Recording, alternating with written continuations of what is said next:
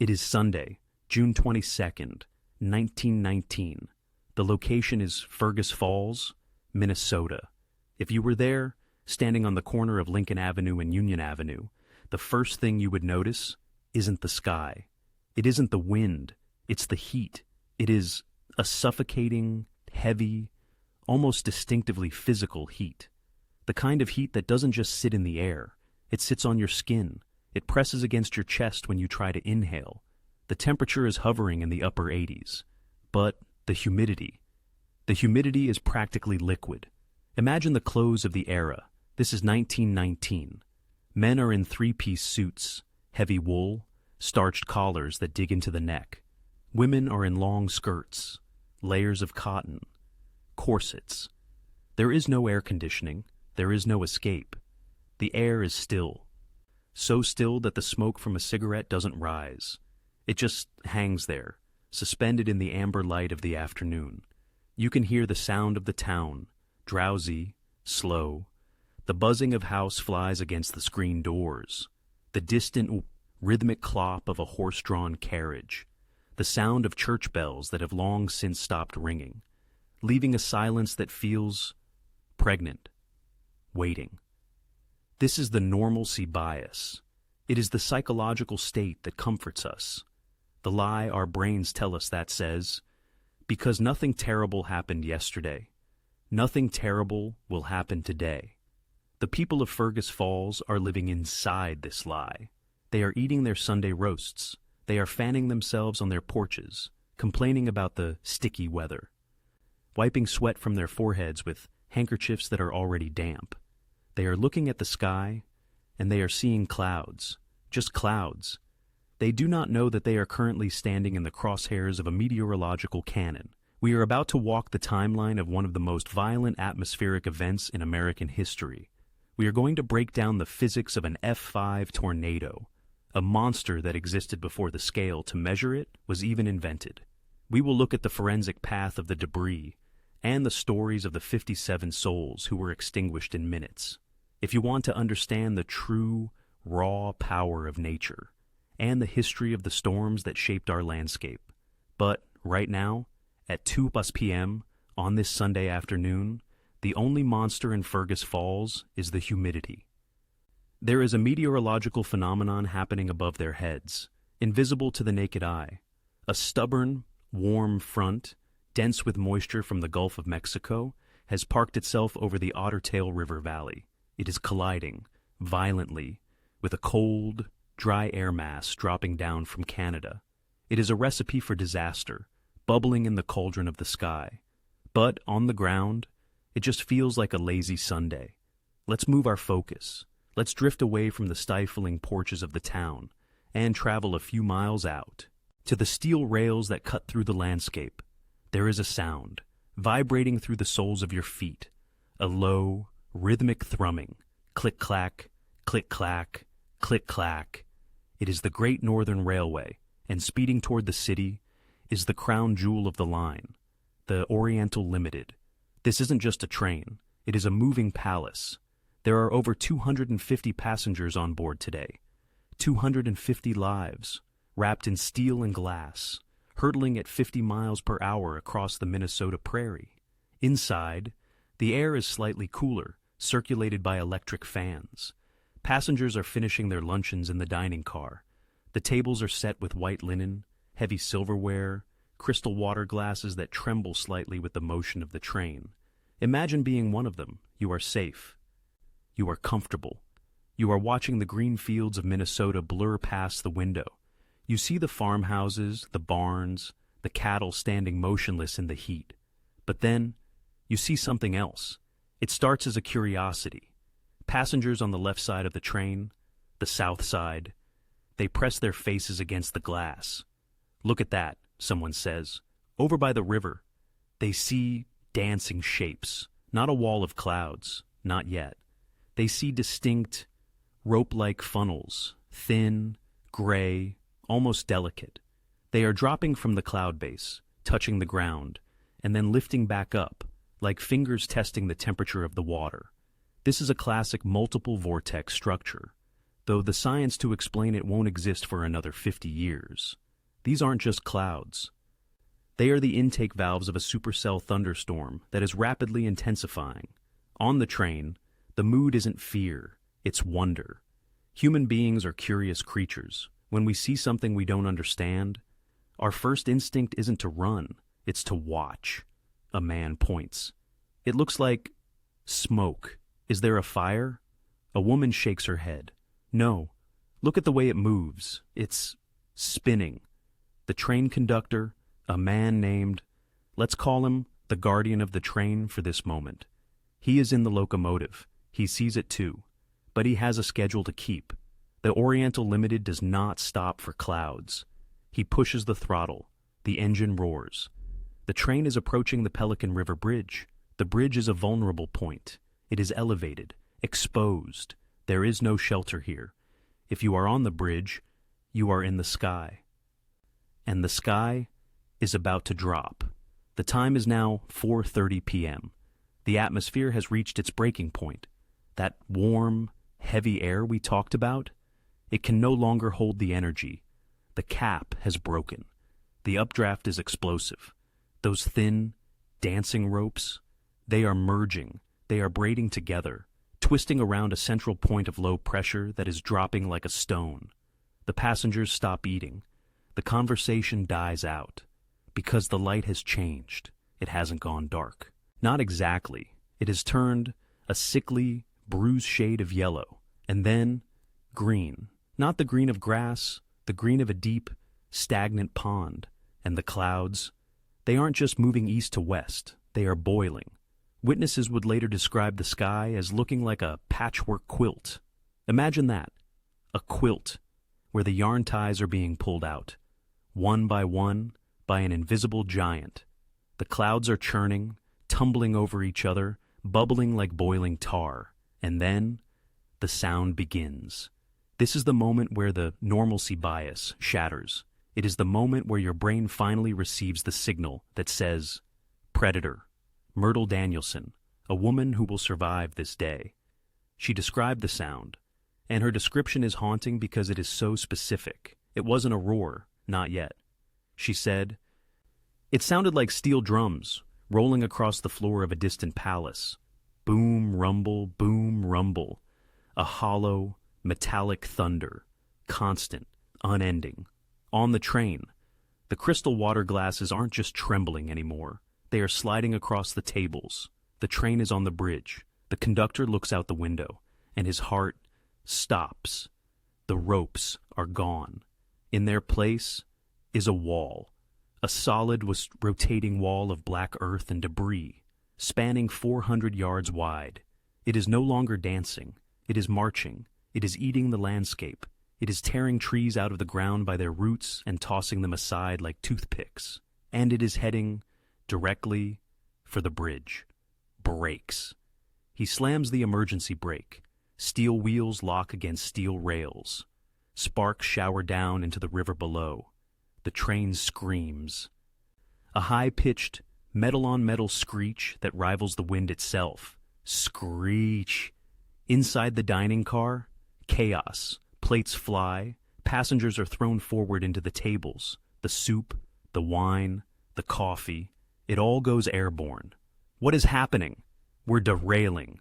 But they aren't derailing. Not in the way they think. The train slows, shuddering, skidding, fighting the momentum. It stops. Dead center on the bridge. Silence. For one terrified second. There is silence. The passengers look up. Through the windows. All they see is black. The monster is here. And then, gravity simply gives up. The conductor, gripping the controls, feels the floor beneath him become weightless.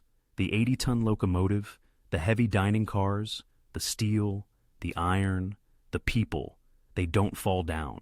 They lift up. The wind catches the train like a child's toy. It rips the cars from the tracks. The couplings snap with the sound of cannon fire. Bang! Bang! The Oriental Limited, with 250 souls trapped inside, is thrown into the air. The world spins. The sky becomes the ground. The river becomes the sky. And then, darkness. Let's stay in this heat for a moment longer, because to understand the terror of the storm, you must understand the seduction of the calm. Fergus Falls in 1919 was not a frontier outpost. It was a sophisticated city. It was the county seat. It had electric lights. It had paved streets. It had the Grand Hotel, a structure of brick and mortar that felt permanent. When you look at the photographs of the town from that morning, you see order. You see manicured lawns. You see the geometric precision of the streets. Humans love geometry. We love straight lines. Straight lines imply control. They imply that we have tamed the chaos of the wilderness. We build our houses in rows. We build our banks with thick stone pillars. We build our lives around the assumption that the ground will stay still and the sky will stay up. But on this Sunday, the atmosphere is conspiring to erase all of our geometry. Consider the meteorology of the cap. In the upper Midwest, tornadoes are often born from a pressure cooker. You need a layer of warm, dry air sitting on top of that moist, humid air near the ground. This cap acts like a lid on a pot of boiling water. It prevents the clouds from rising too early. It holds the energy down, pressing it, compressing it, letting it build. Throughout the morning of June 22nd, that energy is building. The sun is baking the ground, heating the air near the surface. That air wants to rise. It wants to explode upwards. But the cap says, no, not yet. So, the pressure mounts. It is like winding a spring, tighter and tighter and tighter. If the cap holds, nothing happens. It's just a hot day. But if the cap breaks, if something, a cold front, a jet stream, punctures that lid, then all of that stored energy, hours and hours of solar heating, releases all at once. It is a thermodynamic bomb. And the people of Fergus Falls, they are just feeling the humidity. They are wiping their necks. They are saying, it feels like it might rain. They have no idea that they are living inside a loaded weapon. Let's talk about the train, the Oriental Limited. Why was it called that? Because it was the link to the East, to the Orient. It was the flagship of the Great Northern Railway, the vision of James J. Hill, the empire builder. This train was a symbol of man's conquest over nature. Think about what it took to build this railroad. They blasted through mountains. They bridged rivers. They laid steel across the swamps. The Oriental Limited was advertised as the height of luxury and safety. The most comfortable train in the world, the brochures said. It had a library. It had a barber shop. It had a smoking lounge with leather armchairs. The passengers on board this Sunday are a cross-section of America. There are businessmen traveling to St. Paul. There are families returning from vacation. There are soldiers recently returned from the Great War in Europe, looking forward to the peace of the American Midwest. They have survived the trenches of France. They have survived mustard gas and artillery. They think the danger is behind them. They are sitting in the observation car, watching the world go by. And this is the tragedy of the ticking clock. We, the listeners, we know what time it is. We know that at 4:30 p.m., the clock runs out. But they don't. They are planning their dinners. They are thinking about their meetings on Monday morning. They are worrying about trivial things. Did I leave the stove on? Is my tie straight? Will the train be late? There is a profound dramatic irony in these moments. The triviality of human concerns, juxtaposed against the absolute indifference of nature. Nature does not care about your schedule. Nature does not care that you survived the war. Nature does not care that this is a safe train. The physics of a tornado are simple. It is merely the redistribution of energy. It is the atmosphere trying to balance itself. It is not malicious. It is not angry. It is just inevitable. Let's go back to that color. The green sky. Why green? Meteorologists still debate the exact cause. But the leading theory is that the green hue comes from the sunlight being scattered through massive amounts of water and hail inside the cloud. Blue light plus yellow sunlight, filtered through millions of gallons of suspended water, creates that bruised, deep, oceanic green. When you see that color, you are looking at a cloud that is holding an ocean. And the patchwork description, Witnesses in Fergus Falls were very specific about this. They didn't just see a dark cloud. They saw protuberances. They saw pouches. These are likely mammatus clouds on a steroid scale. Imagine the sky looking like the underside of a boiling pot of milk, bubbles forming and collapsing. And the steel drums. Sound carries differently in humid air. It travels faster. It stays coherent over longer distances. The tornado, which is now fully formed and grinding across the landscape southwest of town, is acting like a massive subwoofer. It is generating low-frequency sound waves, infrasound, that can be felt more than heard. That's why the windows rattle before you hear the wind. That's why your ears pop. The pressure is dropping. The barometer in the station master's office is plummeting. 29.00 inches, 28.50 inches, 28.00 inches. The air is literally being sucked out of the room. If you were on that train, on the bridge, your ears would have popped painfully. You would have felt a sudden, sharp headache, and then you would have seen it. The bridge. The Pelican River Bridge is a steel truss structure, strong, rigid, built to withstand the weight of heavy freight trains. But it was not built for lateral wind loads of 300 miles per hour. Engineering has limits. When the wind hits the train, it doesn't just push it, it creates lift. Just like an airplane wing, the wind accelerates over the curved roof of the train cars. Low pressure on top, high pressure on the bottom. Lift. It is simple aerodynamics, applied with catastrophic force. The Oriental Limited, a symbol of the industrial age, a symbol of heavy, permanent iron, becomes a leaf.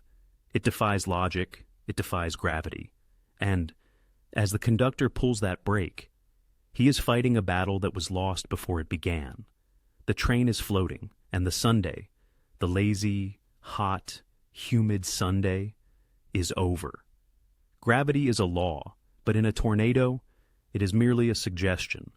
The Oriental Limited, 70 feet of steel per car, hangs in the air. It doesn't fly, it tumbles. Inside the dining car, time dilates. You know this sensation. Survivors of car accidents talk about it. The brain, flooded with adrenaline, overclocks its processor. It records every frame of the disaster in high-definition slow motion. A man watches his coffee cup float past his face. A mother sees the window next to her child bow inward, bulging like a bubble, before it explodes. Crash. The sound of the glass shattering is lost. It is swallowed by a noise that is so loud. It ceases to be sound and becomes pain. It is a physical pressure against the eardrums, vibrating the teeth in your jaw. The train slams into the earth, but it doesn't land on the tracks. It is thrown sideways. The cars tip, roll, and grind into the gravel of the embankment. The smoker car is crushed. The mail car is twisted like a wet towel. The baggage car is ripped open, spilling suitcases and trunks into the mud. Metal screams against stone, wood splinters, and then, as quickly as the violence began, motion stops. The train is on its side. It is a broken metal snake, lying in the ditch. Inside, there is no screaming, not yet. There is only the sound of hissing steam escaping from the locomotive, and the rattle of settling debris. Dust hangs in the air, thick, choking. It smells of hot metal, sulfur, and wet earth. Slowly, the passengers begin to move. "Is everyone alive?" a voice calls out from the darkness of a tipped car. I think so." They crawl over the seats that are now the floor. They kick out the jagged remains of the windows. They climb out into the rain. They stand in the mud, dazed, bleeding from cuts, shaking. They look at the wreckage. The Oriental Limited is destroyed. It is a total loss. They do a head count. 1, 10, 50, 100, 200. The conductor runs the length of the train. He is looking for bodies. He is expecting to find corpses mangled in the steel, but he finds nothing. Bruises, yes. Broken bones, a few. Deep cuts, certainly. But death, 0. Think about the physics of that. 250 people inside a metal tube that was thrown off a bridge by an F5 tornado. and not a single soul died. It feels like a miracle. It feels like divine intervention. The passengers embrace each other. They weep with relief. They think, "We survived. The worst is over." They think the storm has passed. But they are wrong. The storm hasn't passed. It has just finished its appetizer. The miracle on the tracks is a cruel narrative trick. Nature is playing with them. It spared the train, the fragile thing made of glass and wood and moving parts, only to turn its attention to something else, something that should have been safe. The tornado pivots. It lifts away from the river. It tears through the trees, stripping the bark white. It widens. It grows darker. It is now a wedge. A wedge tornado is wider than it is tall. It looks like the horizon itself has decided to eat the earth. It is 400 yards of rotating demolition, and it is heading northeast, directly toward the intersection of Vine Street and Summit Avenue, directly toward the Grand Hotel. Let's talk about the Grand Hotel. In 1919, this building was the pride of Fergus Falls. 3 stories tall, built of solid brick and stone. It was a fortress. It was the place where the wealthy stayed. It was the place where you felt secure. George Woodhouse, the proprietor, is inside. The hotel is fully booked. It is Sunday evening. Dinner is being prepared.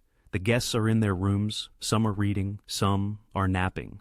They can hear the thunder, but they aren't worried. Why would they be? They are in a brick building. The walls are 2 feet thick. They are suffering from the stone illusion.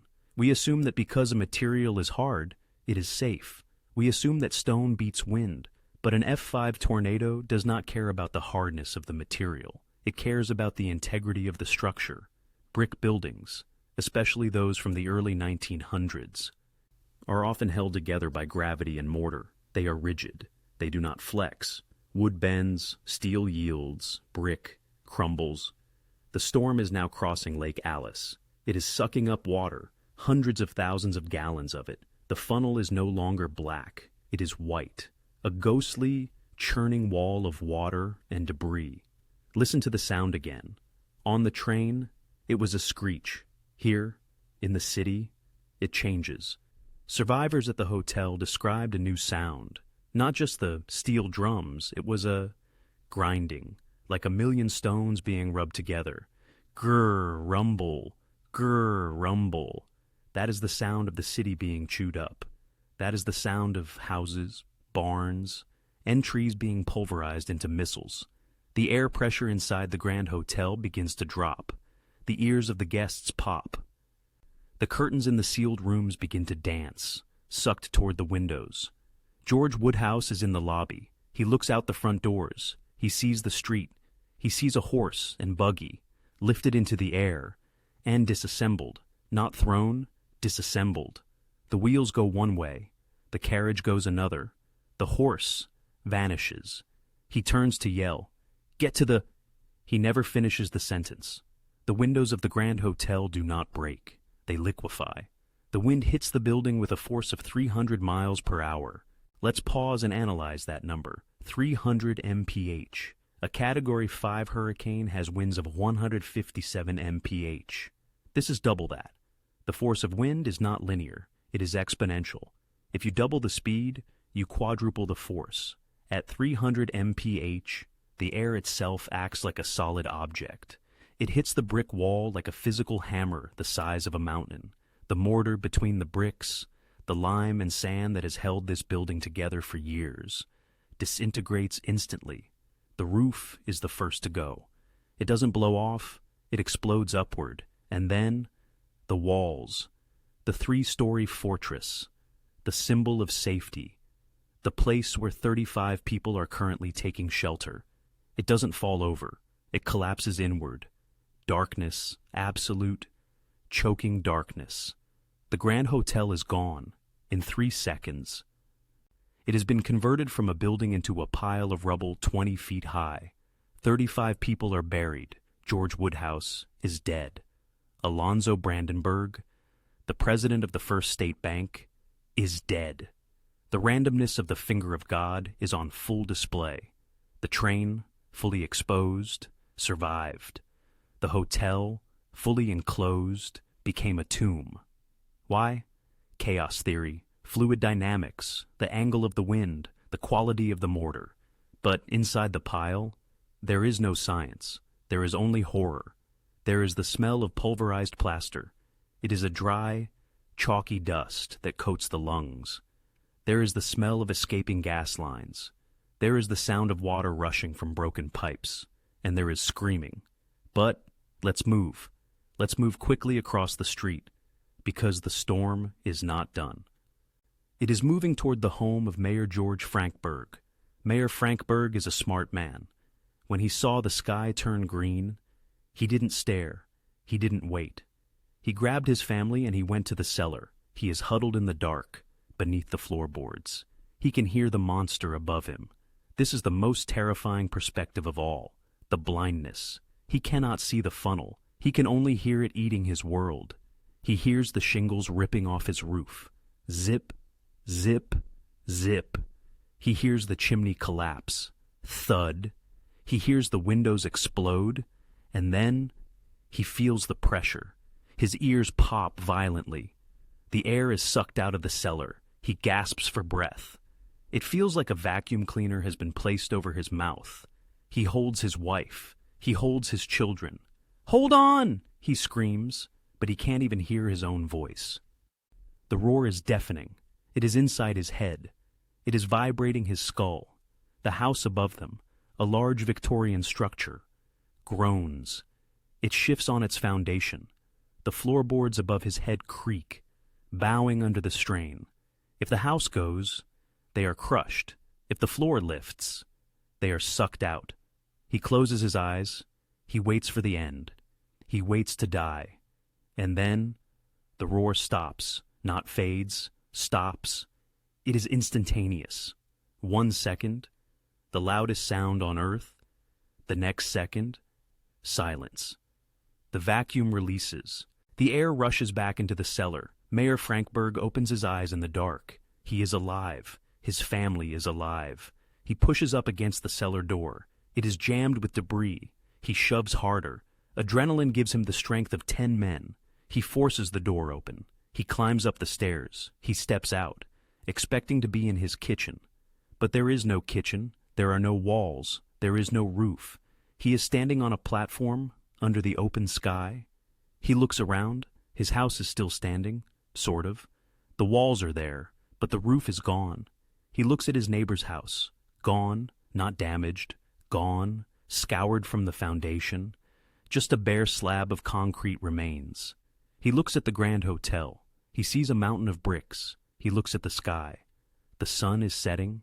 The storm has moved on, racing toward the east. The sky is a deep, bruised purple, and it is raining. A gentle, mocking rain. The silence is the loudest thing he has ever heard. This is the 0 point, the moment between the event and the reaction. The brain cannot process the new landscape. The map in Mayor Frankberg's head no longer matches the territory. The landmarks are gone. The trees are gone. The street signs are gone. He is a stranger in his own yard. He stumbles out into the street. The mud is knee-deep. It is filled with strange objects. A silver spoon, a child's doll, a checkbook, a radiator twisted into a knot. He sees a figure walking toward him, covered in gray dust, looking like a ghost. "Mayor?" the figure asks. "Is that you?" "Yes," Frankberg whispers. "It's me." "The hotel," the man points a shaking finger. "The hotel is down. They're all under there. This is the impact. We have moved from the monster on the horizon to the moonscape. The adrenaline is fading now, and what is replacing it is something far worse.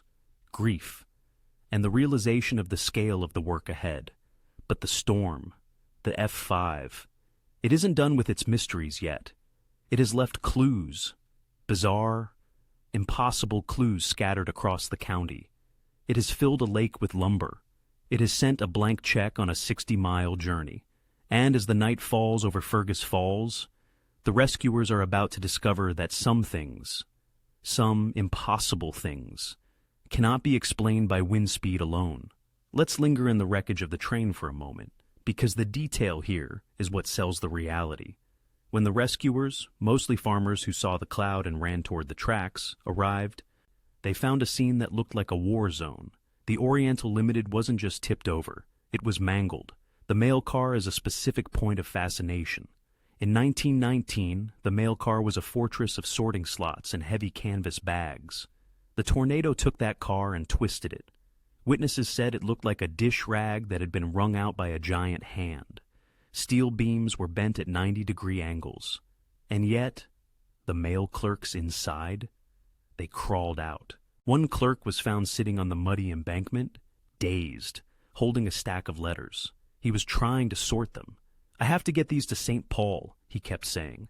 "I have to get these to St. Paul." Shock. The brain retreats to routine when faced with the impossible. And consider the vacuum effect on the train.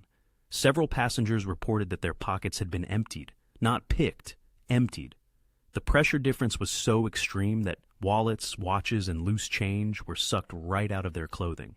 One man found his shoes were missing. He had been wearing them. They were laced. The tornado took them, but left his feet untouched.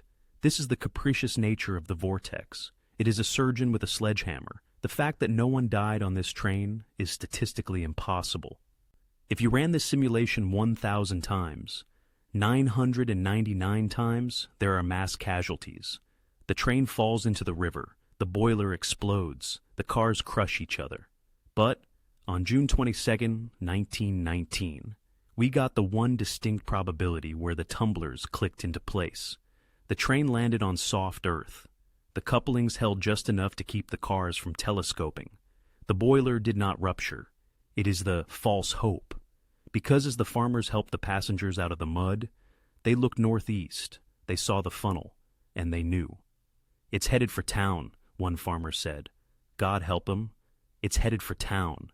We need to understand the architecture of the Grand Hotel to understand its failure. This was not a shoddy building. It was the jewel of the city. But it had a fatal flaw. A flaw shared by almost every building of that era. It was built for vertical loads, gravity, the weight of the roof pressing on the walls, pressing on the foundation. Architects in 1919 understood gravity very well. They did not understand uplift. When the tornado hit the Grand Hotel, it didn't just push from the side. It created a pressure deficit above the roof. It tried to suck the building into the sky. Imagine the roof of the hotel. It's a heavy structure, timber beams, slate tiles. It weighs tons. But the tornado is generating a vacuum that exerts thousands of pounds of lift per square foot. Suddenly, the roof weighs nothing, less than nothing. It lifts. And once the roof lifts, the walls lose their stability. They are just tall, thin stacks of brick. Without the roof to tie them together, they are wobbly. Then the wind pushes them, and they fold. This is why George Woodhouse died. He was standing in the lobby, the safest place, he probably thought. But when the walls folded, the entire mass of the upper two floors came down into the lobby. He didn't have a chance. Contrast this with the wood frame houses nearby. Many of them were destroyed, yes. But wood flexes, wood creaks, wood screams before it fails. The people in the wooden houses had a warning. They heard the nails popping. They felt the house shifting. The people in the brick hotel heard nothing but the roar until the ceiling hit the floor. It is a cruel lesson in material science. Flexibility survives, rigidity breaks. The sensory overload in the streets at this moment is unimaginable. The air is filled with missiles. That is the technical term. Debris. But debris sounds soft. Debris sounds like trash. These are not trash. These are 2 Oak 4s traveling at 200 miles per hour. A 244 at that speed will punch through a brick wall like a bullet through butter. It will go through a tree trunk. It will go through a person. Survivors spoke of the horizontal rain, not water, dirt, gravel, glass. It scours the skin. Anyone caught outside wasn't just blown away. They were sandblasted, and the noise. We talked about the steel drums, we talked about the grinding, but there was another sound, the sound of the trees. Fergus Falls was known for its beautiful elms and oaks. The tornado didn't just snap them, It debarked them. The suction was so intense that it stripped the bark right off the wood. The sound of thousands of trees screaming as they were twisted apart, snapping like gunshots, added a staccato rhythm to the bass note of the wind. Crack, crack, crack. And amidst this, the electricity fails. The power lines are down. Live wires are dancing in the flooded streets, hissing and sparking like angry snakes. Flashes of blue light illuminate the monster. Imagine that strobe light effect. Pitch black. Flash. You see a house floating in the air. Black. Flash. The house is gone. Black. Flash. A car is tumbling toward you. It is a nightmare sequence, edited by a madman. And Mayor Frankberg, in his cellar. He is the anchor. He represents the blindness of the victim. He cannot see the strobe light. He can only feel the vibration in the dirt floor. He is praying to a god he isn't sure can hear him over the wind. He is hugging his children so tight he is leaving bruises on their arms. Just let it end, he thinks. Just let it end. And when it does end, when that silence hits, it is the most shocking transition of all, from 100 decibels to 0, from 300 MeV to still air. Nature turns the switch off, and the survivors are left with the question, why am I here? Why did the person next to me die? Why did the wall fall that way and not this way? There are no answers. There is only the rubble and the rain. The sun is setting on June 22nd. The light is fading, and as the twilight settles over Fergus Falls, it reveals a landscape that is alien. It is a moonscape. 44 city blocks have been leveled, not damaged, leveled to the ground. If you stood on the ruins of the Grand Hotel, you could look for a mile in any direction and see nothing but splinters. The landmarks are gone. The geography of the city has been erased. And the trees, the majestic oaks and elms that line the boulevards. They are now grotesque statues, stripped of their leaves, stripped of their branches, and stripped of their bark. They stand like white skeletons, glowing faintly in the dim light. This is a signature of extreme wind intensity. To strip the bark from a hardwood tree requires wind speeds in excess of 200 miles per hour. It is a violent, intimate undressing of nature. The rain continues to fall. It is a cold rain now, and with the rain comes the smell. Survivors would never forget the smell. It wasn't just wet earth. It was the smell of pine, sap.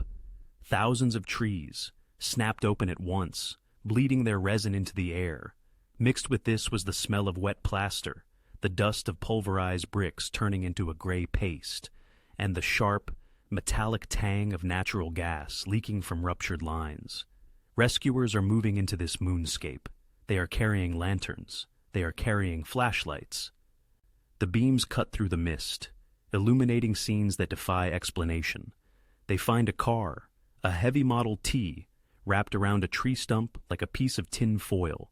They find a straw hat, sitting perfectly untouched on a pile of rubble. They find a sewing machine, driven 3 feet deep into the ground, and they find the people, or what is left of them. The search is chaotic. There is no central command, there are no radios, just neighbors calling out to neighbors. Is anybody there? Help me, over here. The voices rise from the debris fields. Sometimes they are loud, sometimes they are just a whimper, and sometimes the voices stop before the rescuers can reach them. This is the golden hour of rescue. But in 1919, without heavy machinery, without triage protocols, it is simply a desperate scramble. Men are digging with their bare hands. They are tearing at the bricks of the Grand Hotel until their fingers bleed. We need leverage, someone shouts. Get a pry bar. But where do you find a pry bar when the hardware store is gone? They use tree branches. They use pieces of pipe. They lift a beam, and they find a body. George Woodhouse, the proprietor. The man who thought his fortress was safe. He is gone. They cover him with a sheet. They move on.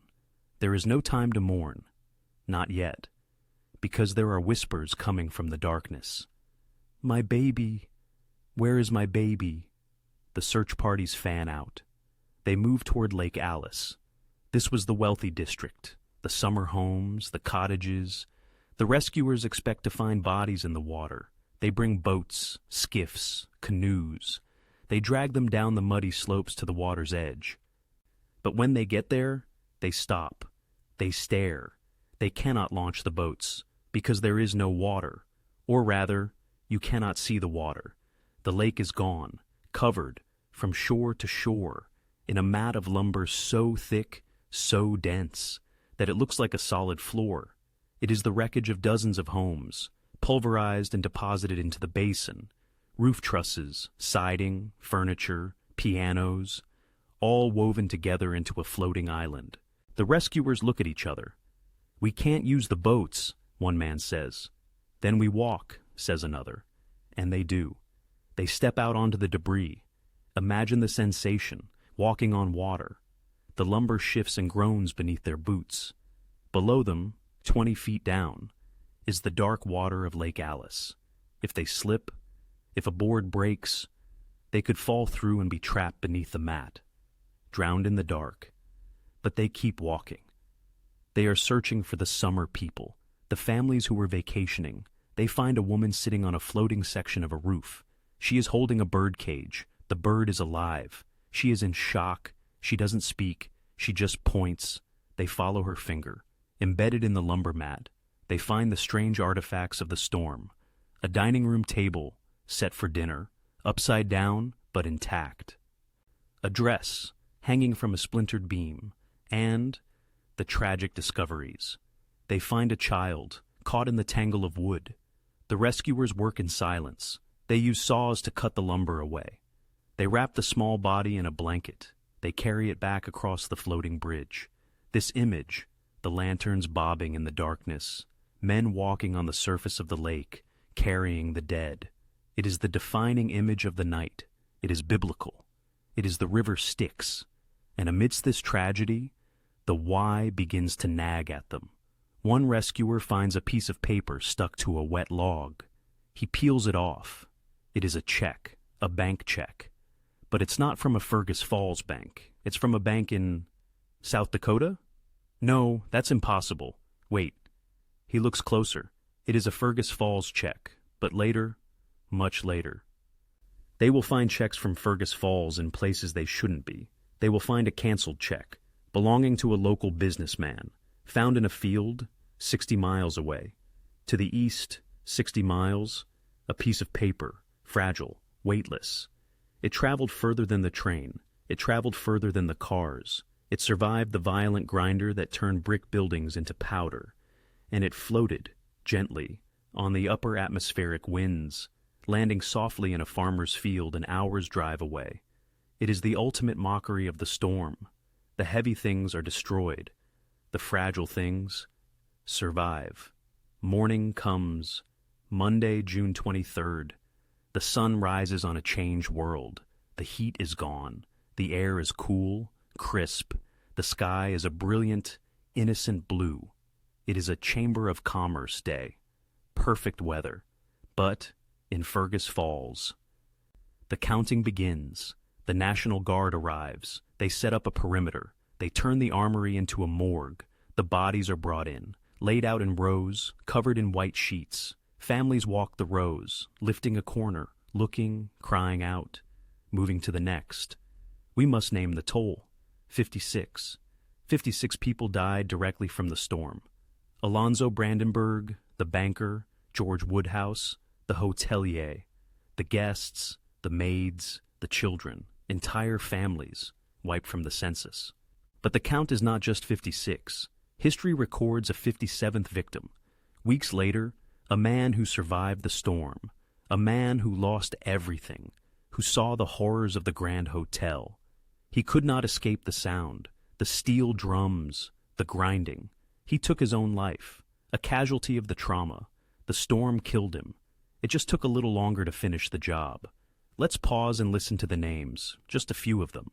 Because statistics are easy to ignore, names are heavy. Frankberg, Krebs, Adelsman, Schroeder. Each name represents a universe, a life, a history. Extinguished in 3 minutes, the funerals are held, procession after procession. The town of Fergus Falls stops. There are not enough hearses. They use farm wagons. They use trucks. the cemeteries fill up, and as the earth is shoveled over the coffins, the questions begin, the anger begins. Why us? Why now? Why did the train survive and the hotel fall? We need to answer these questions. We need to bring in the science, because only by understanding the monster can we perhaps forgive the sky. Let's step back. Let's float up, out of the graveyard, out of the ruins, and look at this event through the lens of modern meteorology. In 1919, the word supercell did not exist. The Fujita scale did not exist. Tornadoes were considered acts of God, mysterious, unpredictable. But looking back, with the forensic tools we have today, we can classify this beast. We look at the damage. We look at the Grand Hotel, brick walls pulverized. We look at the trees, debarked. We look at the train, an 80-ton locomotive thrown from the tracks. This was an F5, or in modern terms, an EF5, the top of the scale. Winds exceeding 200 miles per hour, perhaps gusting to 300. Less than 0.1% of all tornadoes reach this intensity. It is a rare event in the most extreme sense. Why did it happen here? It was the cap. Remember that lid on the boiling pot? When the cap broke that afternoon, the instability was off the charts. The CAPE values, convective available potential energy, must have been astronomical. The atmosphere was gasoline, the cold front was the match, and the multiple vortex structure, the ropes the passengers saw. This is key. A massive tornado is not always one funnel. It is often a carousel of smaller, incredibly intense suction spots, rotating around a common center. These subvortices can spin at speeds far higher than the main funnel. They act like circular saws. This explains the randomness. This explains why one house is gone, and the neighbor's flower pot is untouched. If a subvortex hits you, you are erased. If it misses you by 10 feet, you just get a strong wind. The train, the Oriental Limited, it was hit by the main circulation, but perhaps, just perhaps, it was missed by the subvortices. It was pushed, not shredded, a matter of feet, a matter of seconds. And the blank check? The paper that flew 60 miles? This teaches us about the vertical structure of the storm, the updraft. The check was sucked into the heart of the mesocyclone. It was lifted 5 miles, 10 miles up, into the stratosphere. It froze. It rode the jet stream, and then, as the storm weakened, it drifted down. A messenger from the sky. We end where we began, with the wind. The Fergus Falls cyclone of 1919 is a scar on the history of Minnesota. The city rebuilt. Of course it did. New bricks, new wood, new trees.